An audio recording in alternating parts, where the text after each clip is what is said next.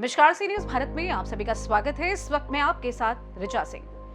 आज हम बात कर रहे हैं उस भारत की जो न्यू इंडिया के सपने देख रहा है, लेकिन वहीं एक गांव ऐसा भी है जहां अब तक एक बल्ब तक नहीं जला, जहां बच्चे मशाल की रोशनी में पढ़ते हैं, जहां विकास सिर्फ दूसरों को होते देखना नसीब है। नाम है ग्वालगुंडी। छत्तीसगढ़ के खैरागढ़ जिले में बसा एक गांव जो मध्य प्रदेश की सीमा से सटा हुआ है, लेकिन हकीकत इतनी कड़वी है कि वहां के लोग पूछते हैं, क्या हमारा कसूर सिर्फ इतना है कि हम बॉर्डर के इस पार हैं? गांव में ना बिजली है, ना पक्की सड़क है, ना पानी की कोई व्यवस्था है। रात को पूरा गांव अंधेरे में डूब जाता है और लकड़ियों की आग ही रोशनी का एकमात्र जरिया बनती है। देखिए इस गांव पर यह खास रिपोर्ट।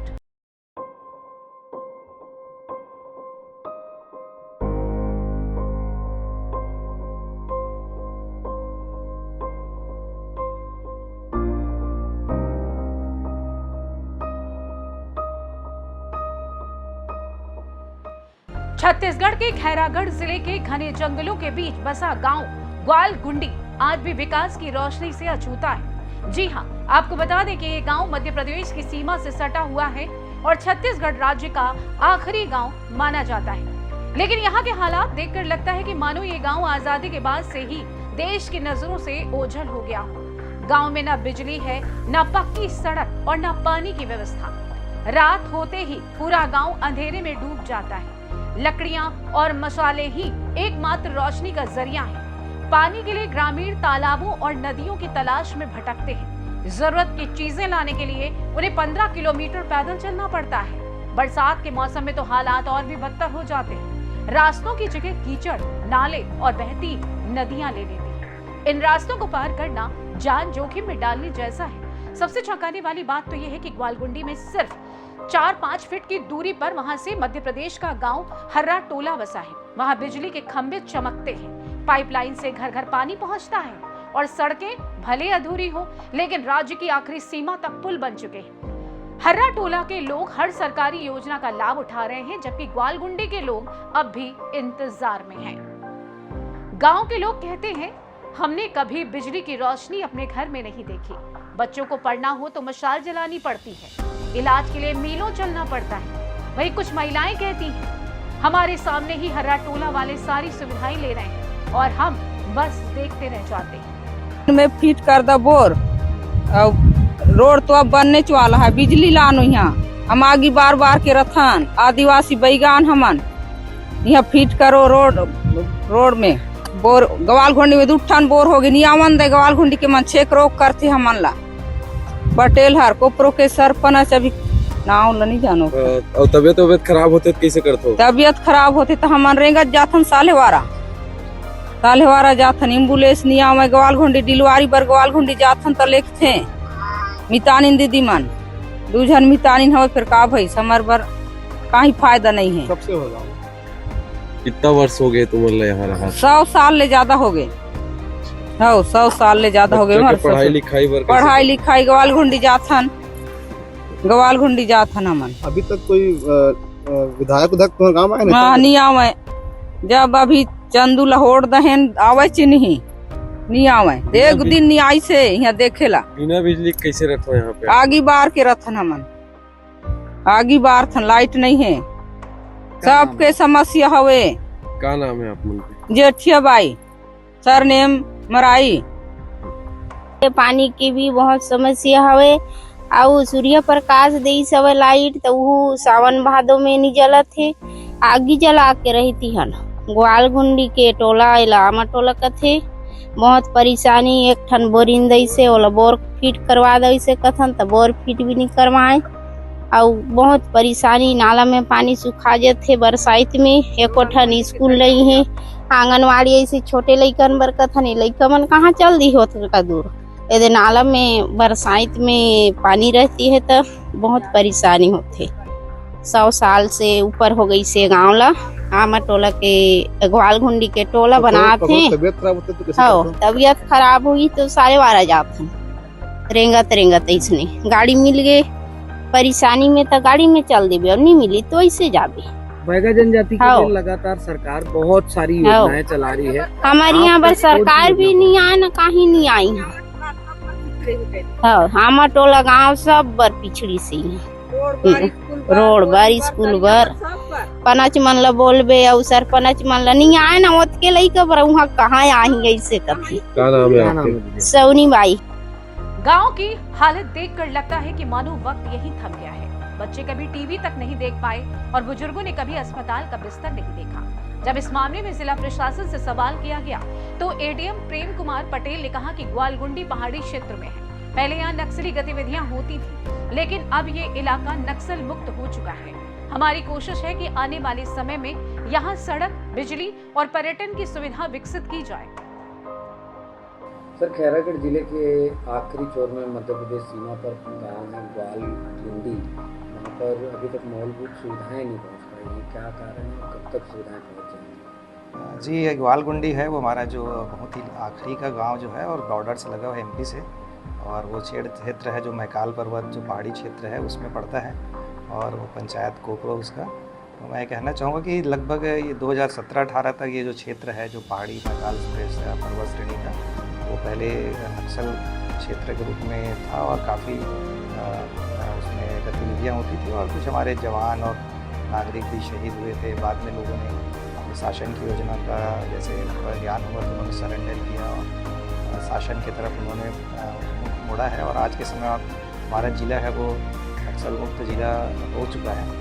तो इसके आधार पे फिर अभी जैसे शासन से जो पीएम जनधन योजना आई और अन्य योजनाएं, उसके माध्यम से गांव में सड़क का निर्माण हो रहा है, बिजली के लिए कनेक्शन वहां दे रहे हैं, और जैसे शासन की अन्य योजना जैसे आवास होता है, चाहे पेयजल के लिए जल जीवन मिशन है, उज्ज्वला है, राशन कार्ड, इस प्रकार की सारी योजनाओं का लाभ है वो देने के लिए एक एक करके किया जा रहा है। निश्चित ही वो गाँव हमारा सबसे आखिरी होने से वहाँ तक पहुँच में होने में थोड़ी दिक्कत होती है, नेटवर्क वगैरह का इशू रहता है। आने वाले समय में जैसे आज के अगर मान लो सैटेलाइट बेस्ड मोबाइल या बाकी चीज़ें आती है तो निश्चित ही वहाँ बेहतर कनेक्टिविटी हो सकेगी, और रोड का जैसे अभी निर्माण हो गया है, वहाँ के जो नागरिक हैं वो अपने कृषि कार्य या शैक्षणिक या स्वास्थ्य सुविधाओं के लिए बाहर साल्हेवारा के पास आके जो तहसील मुख्यालय है उससे जिला मुख्यालय से जुड़ेंगे। और ये क्षेत्र मेरे हिसाब से, क्योंकि हमारे पीवीटीजी बैगा लोग रहते हैं तो उनकी विशेष संस्कृति और प्राकृतिक सौंदर्यता के लिए जाना जाता है। भविष्य में जैसा कि कई जगहों में ऐसे ग्रीन क्षेत्र होता है, वहाँ पर विभिन्न गतिविधियाँ पर्यटन और इको टूरिज़्म का किया जाता है, जैसा कि उस तरीके से कर सकते हैं। जैसे जिला प्रशासन सोच रही है कि आने वाले समय में जैसे कोपरो पंचायत और इसके आसपास झरने हैं और अच्छे स्थल हैं, उनको डेवलप किया जाए जिससे स्थानीय लोगों को रोजगार मिलेगा। उस क्षेत्र में सरकार ये प्रयास कर रही है कि जैसे अभी लोग धनिया वगैरह लगाते हैं लोकल, जिसमें उनको 70-80 हज़ार प्रति एकड़ का फ़ायदा होता है, तो उस क्षेत्र में पाम ऑयल के लिए पाम सीड का जैसे कुछ प्लान ला रहे हैं। साथ में बरसात के मौसम में टमाटर या आलू है या इस प्रकार की और भी चीज़ें जो उग सकती हैं उसके लिए भी ज़्यादा, ताकि लोगों को रोज़गार मिले। इस प्रकार से एक कंप्लीट योजना है, और हम चाहेंगे कि भविष्य में जैसा कि साल्हेवारा और नगरकट्टा लगभग 20 से 25 किलोमीटर दूर है, अगर वहाँ पर भविष्य में एक बड़ा इवेंट जैसा कुछ हो सके, जैसा कि हाफ मैराथन होता है, इस टाइप की चीज़ें भी करने की उसमें अभी हम लोग प्लानिंग कर रहे हैं जिला प्रशासन की ओर से। माननीय कलेक्टर महोदय के मार्गदर्शन में जिले के समस्त विभाग हैं, सभी अंदरूनी क्षेत्रों में अच्छा करने का प्रयास कर रहे हैं। लेकिन बड़ा सवाल यही है कि जब महज 4-5 फीट की दूरी पर बसे गांव में सारी सुविधाएं पहुंच सकती हैं, तो फिर ग्वालगुंडी अब तक क्यों अंधेरे में है? क्या ग्वालगुंडी का कसूर सिर्फ इतना है कि वो बॉर्डर के इस पार है, और ये हालात केवल ग्वालगुंडी तक सीमित नहीं है। जिले में ऐसे 8 और गांव हैं जहां अब तक बिजली, पानी और सड़क जैसी मूलभूत सुविधाएं नहीं पहुंच पाई। हमारे संवाददाता हेमंत पाल की ये ग्राउंड रिपोर्ट देखिए। जिस जगह पे मौजूद हूँ ये हर्रा टोला गांव है, और ये मध्य प्रदेश के बॉर्डर का अंतिम छोर का गांव है। इस गांव में बिजली है, पानी है, सड़क है, सारे सुविधा युक्त गांव है, मध्य प्रदेश का बॉर्डर है।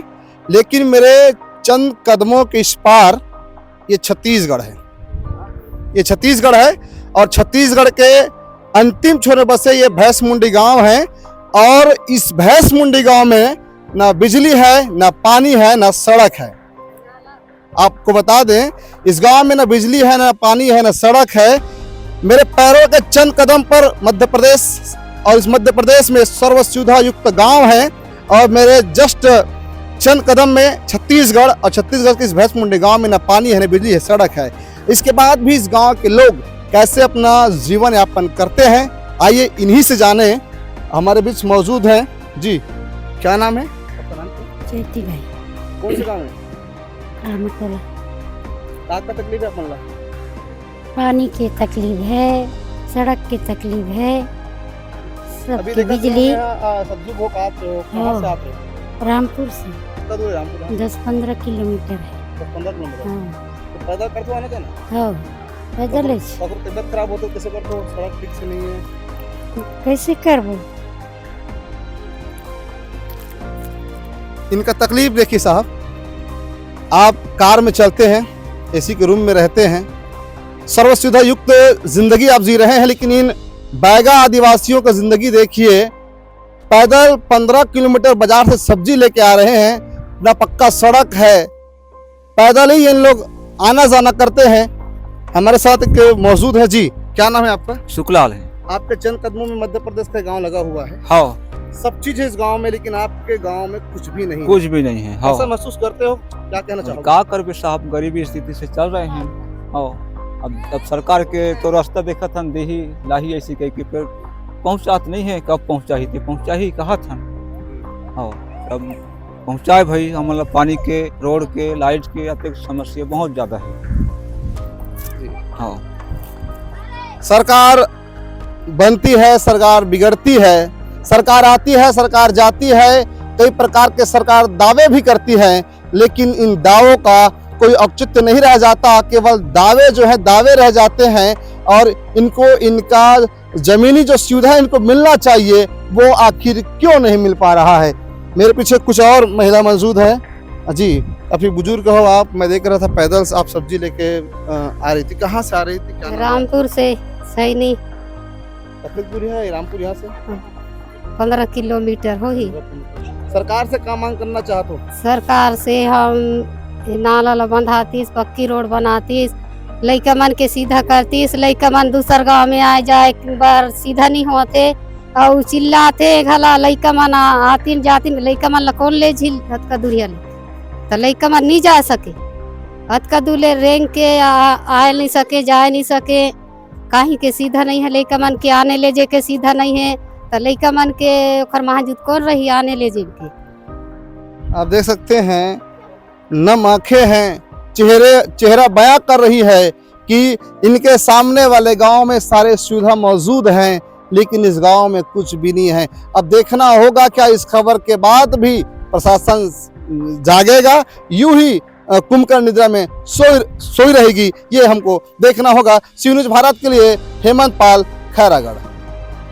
सरकारें आई, वादे हुए, लेकिन कुछ गांव अब भी वही हैं, अंधेरे में, उपेक्षा और इंतजार में। ग्वालगुंडी की कहानी हमें याद दिलाती है कि जब तक आखिरी गांव तक विकास नहीं पहुंचता, तब तक हमारा विकास अधूरा है। फिलहाल के लिए इस खास रिपोर्ट में बस इतना ही। देश दुनिया की तमाम बड़ी खबरों को जानने के लिए जुड़े रहें सी न्यूज भारत के साथ। हर खबर आपके साथ, आपके हाथ।